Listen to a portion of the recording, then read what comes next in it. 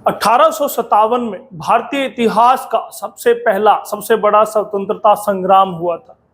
भारत के उसी प्रथम स्वतंत्रता संग्राम के स्वतंत्रता सेनानी राजा राव तुलाराम के वंशज हैं हमारे आज के एसएनए के नेता। ज्यादा सस्पेंस नहीं है, सीधा नाम ही बताते हैं इनका। ये है भारतीय जनता पार्टी के नेता व सांसद राव इंद्रजीत सिंह, जो केंद्र में मंत्री हैं, जिनका जन्म रेवाड़ी अहिरवाल के पूर्ववर्ती राज्य के शाही परिवार में हुआ और ये राजा राव वीरेंद्र सिंह के पुत्र हैं। वही राव वीरेंद्र सिंह जिन्होंने हरियाणा के दूसरे मुख्यमंत्री के रूप में कार्य किया। लेकिन आज हम बात करेंगे इनके बेटे राव इंद्रजीत सिंह की। नमस्कार, स्वागत है आपका एसएनए में। भारत आज का वो शो जो खबरों का विश्लेषण करता है। और खबरें कौन सी? खबरें होती हैं राजनेताओं की, वो घटनाक्रम जो राजनीति में घटित हुए हैं। हरियाणा की राजनीति के इर्द गिर्द ये एसएनए स्पेशल न्यूज एनालाइज रहता है।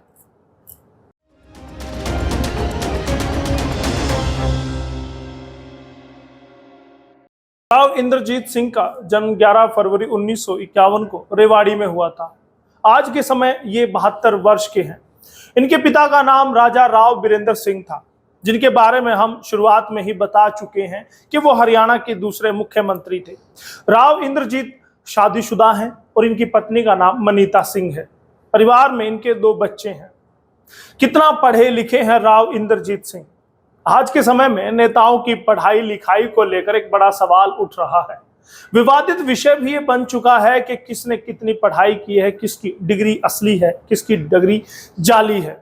लिहाजा इनकी पढ़ाई लिखाई के बारे में आपको सबसे पहले बताएंगे। राव इंद्रजीत सिंह स्कूली पढ़ाई के बाद दिल्ली गए, जहां इन्होंने हिंदू कॉलेज में दाखिला लिया।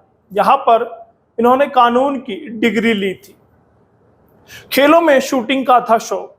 राव इंद्रजीत सिंह 1990 से लेकर 2003 तक भारतीय शूटिंग टीम के सदस्य रहे हैं।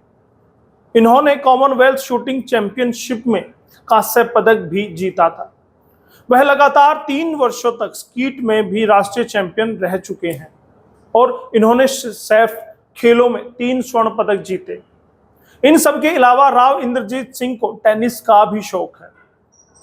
1977 में शुरू हुआ था राजनीतिक सफर। राव इंद्रजीत ने राजनीति की शुरुआत साल 1977 से की थी और वे बीते 4 दशकों से लगातार राजनीति में बने हुए हैं। 1977 में राव इंद्रजीत पहली बार विधायक चुन गए थे। आगे 3 बार और विधायक चुने गए। 4 दशक की राजनीति में राव इंद्रजीत सिंह कुल मिलाकर 4 बार विधायक बन चुके हैं। एक तो पहली बार 1977 में, फिर इसके बाद 1982 में, उसके बाद 1991 में और उसके बाद 2000 में वो विधायक बने और हरियाणा विधानसभा में सफलतापूर्वक अपनी मौजूदगी दर्ज करवाते रहे। ऐसा नहीं कि इसके बाद उनका सफर थम गया। आप ये मत समझिएगा 4 बार अगर कोई विधायक बन जाए तो उसके बाद उसकी महत्वाकांक्षा खत्म हो जाती है। हमारे आज के नेता की महत्वाकांक्षा बढ़ती गई। हरियाणा की राजनीति से इतर वो केंद्र की राजनीति को रुख कर लेता है। वहां पर कितनी बार वो सांसद बने, कौन सी पार्टी से बने, वो भी पूनम दुबे ने पूरा लिखा है। हरियाणा के राज्य मंत्री की संभाली जिम्मेदारी 1982 में दूसरी बार जब वो विधायक चुने गए तो चुनाव जीतने के बाद राव इंद्रजीत सिंह कैबिनेट में तो शामिल नहीं हो सके, लेकिन उन्हें राज्य मंत्री बनाया गया था। 1982 से लेकर 1987 तक उन्हें खाद्य और नागरिक आपूर्ति के लिए राज्य मंत्री का प्रभार दिया गया था। और वो वक्त भी आया जब महेंद्रगढ़ से पहली बार बने सांसद। राव इंद्रजीत सिंह राजनीतिक जीवन में पहली बार सांसद साल 1998 में चुने गए थे। हरियाणा के महेंद्रगढ़ लोकसभा सीट से वे कांग्रेस की ओर से सांसद चुने गए थे और फिर इस तरह से केंद्र की राजनीति के करीब वो पहुंच गए, यानी कि केंद्र की राजनीति में उनकी पारी शुरू हो गई। कांग्रेस की ओर से 4 बार गए हैं लोकसभा। आपको सुनने में अचरज होगा, लेकिन कांग्रेस की टिकट पर राव इंद्रजीत सिंह 4 बार लोकसभा के सदस्य बने हैं। साल लिख लीजिएगा 1998, 2000, 2004, 2009, लगातार 4 बार वो कांग्रेस की टिकट पर लोकसभा का चुनाव लड़ते गए, जीतते गए। जिसमें कि 1998 से लेकर 2000 तक तो वे महेंद्रगढ़ से सांसद बने। फिर इसके बाद उन्हें गुरुग्राम यानी कि उस वक्त का गुरुगांवा, जी हाँ, जिसे आप गुड़गांवा कहते थे, आज वो गुरुग्राम है, उस सीट से कांग्रेस ने टिकट दी और यहां पर भी उनका जलवा बरकरार रहा। जबकि पूनम दुबे ने यहां जलवा कायम लिखा है, लेकिन बरकरार मैं इसे कहूंगा, वहां भी जलवा बरकरार रहता है और जीत कर उन्होंने दिखा दिया। केंद्र की कांग्रेस में भी संभाली कई बड़ी जिम्मेदारियां। हरियाणा विधानसभा के बाद राव इंद्रजीत सिंह ने केंद्र की जिम्मेदारी भी संभाली है। साल 1991 से लेकर 1996 तक वे केंद्रीय कैबिनेट में रहे। उन्हें पर्यावरण, वन, चिकित्सा, तकनीकी शिक्षा का प्रभार दिया गया। फिर इसके बाद साल 2004 से 2006 के बीच विदेश राज्य मंत्री रहे हैं और फिर 2006 से लेकर 2009 तक रक्षा उत्पादन राज्य मंत्री के रूप में उन्होंने कार्य किया। यह वो वक्त था जब केंद्र में कांग्रेस की सरकार थी और उसके प्रधानमंत्री कौन थे, आप जरूर कमेंट में बताइएगा। सरदार मनमोहन सिंह उसके प्रधानमंत्री थे। इसके बाद साल 2009 से उन्होंने संसदीय सूचना प्रौद्योगिकी समिति की अध्यक्षता भी की है, यानी कि उन्हें बड़े बड़े ओहदों पर रखा गया, बड़े बड़े पदों से उनको नवाजा गया। अब आप सोचेंगे कि आज हम बता रहे हैं कि वो भाजपा के नेता हैं, भाजपा के कोटे से मंत्री हैं, तो फिर वो कांग्रेस छोड़कर कब आए? क्या हालात बनी, क्या मुश्किलें पैदा हुई कि उन्हें कांग्रेस छोड़ भाजपा में आना पड़ा? हुड्डा से रड़क के बाद छोड़ दी थी कांग्रेस। जी हां, राव इंद्रजीत जो कि कांग्रेस के सच्चे सिपाही बनकर चुनाव लड़ते रहे, जीतते भी रहे, लेकिन फिर एक ऐसा समय भी आया जब हरियाणा कांग्रेस में उनकी भूपेंद्र हुड्डा से, यानी कि जो मुख्यमंत्री थे उस वक्त के तत्कालीन मुख्यमंत्री भूपेंद्र सिंह हुड्डा से खटपट होती रही। उन्होंने कांग्रेस का साथ ही छोड़ दिया।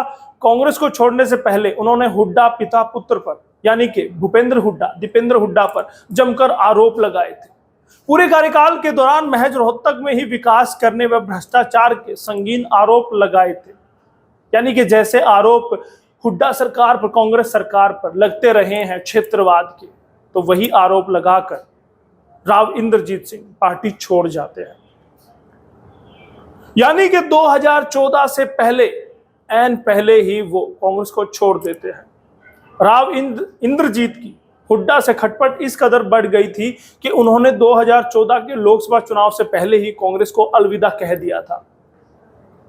वक्त था 5 अप्रैल 2014 को लोकसभा सदस्यता से इस्तीफा देने का।